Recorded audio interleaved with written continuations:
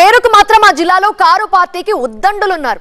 Steering పట్టుకునేది ఎవరంటే మాత్రం చప్పుడు చేయరు. ఒక రకంగా చెప్పాలంటే అక్కడ గులాబీ దళానికి నాయకత్వమే లేదన్నమాట.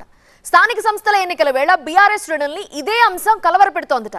లీడర్ లేకుండా ముందుకు నడిచేదెలా, సమరంలో నెగ్గేదెలా అని ప్రశ్నిస్తోందట. ఇంతకీ ఇదంతా ఎక్కడ జరుగుతోంది, దానికి దారి తీసిన పరిస్థితులేంటి? జనగామ జిల్లాలో కారు నడిపేదెవరు?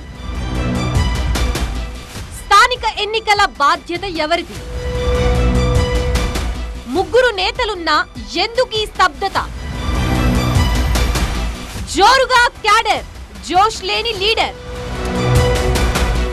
ఉమ్మడి వరంగల్ జిల్లా పరిధిలోని జనగామ జిల్లాలో బీఆర్ఎస్ పార్టీ గురించి ఇప్పుడు హాట్ గా చర్చ జరుగుతోంది. స్థానిక జిల్లాల్లోనే కాదు, తెలంగాణ రాజకీయాల్లోనే సీనియర్లుగా పేరున్న నేతలంతా ఈ జిల్లా నుంచే ఉన్నారు. ఒక్క బీఆర్ఎస్ లో మాత్రమే కాదు, అధికార పక్షం నుంచి కూడా కీలక నేతలంతా ఈ జిల్లా నుంచే ప్రాతినిధ్యం వహిస్తూ ఉండటం ఇలాంటి చర్చకు కారణమవుతోంది. సీనియర్ నేత మాజీ మంత్రి ఎర్రబెల్లి దయాకర్ రావు 6 సార్లు పాలకుర్తి నియోజకవర్గం నుంచే ప్రాతినిధ్యం వహించారు.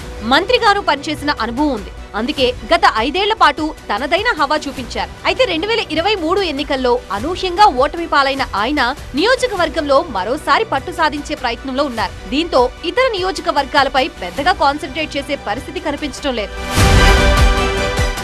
ఇదే జిల్లాకు చెందిన మరో ముఖ్య నేత పల్లా రాజేశ్వర్ రెడ్డి జనగామ అసెంబ్లీ నియోజకవర్గం నుంచి ఎమ్మెల్యేగా బాధ్యతలు నిర్వర్తిస్తున్నారు. రాష్ట్ర పార్టీ కార్యదర్శిగా కొనసాగుతున్న ఆయన జనగామ నియోజకవర్గంపై ఫుల్ ఫోకస్ పెట్టారు. అక్కడే పట్టు సాధించి తన మార్కు పాలన అందించే ప్రయత్నం చేస్తున్నారు. దీంతో జిల్లా మొత్తంగా పార్టీ మీద దృష్టి పెట్టే అవకాశం లేకుండా పోయిందట. ఉమ్మడి జిల్లాలో మరో కీలక నేత మాజీ deputy CM doctor Tatikonda Rajaiah station Ghanpur మీద బలంగా గురిపెట్టేశారు. గతంలో అక్కడి నుంచి వరుస విజయాలు నమోదు చేసిన రాజయ్య గత ఎన్నికల్లో కడియం శ్రీహరి కోసం సీటు త్యాగం చేయాల్సి వచ్చింది. అయితే ఇప్పుడు ఆయన పార్టీ మారిపోవడంతో జరుగుతున్న పరిణామాల దృష్ట్యా ఉప ఎన్నిక ఖాయమని, అందులో తన గెలుపు ఖాయమని ధీమాతో ఉన్నారు రాజయ్య. దీంతో వస్తుందో రాదో తెలియని ఉపసమరం కోసం ఇప్పటి నుంచే గ్రౌండ్ వర్క్ గట్టిగా చేస్తున్నారట రాజయ్య. దీంతో పక్క ప్రాంతం వైపు చూసే పరిస్థితి కనిపించడం లేదు.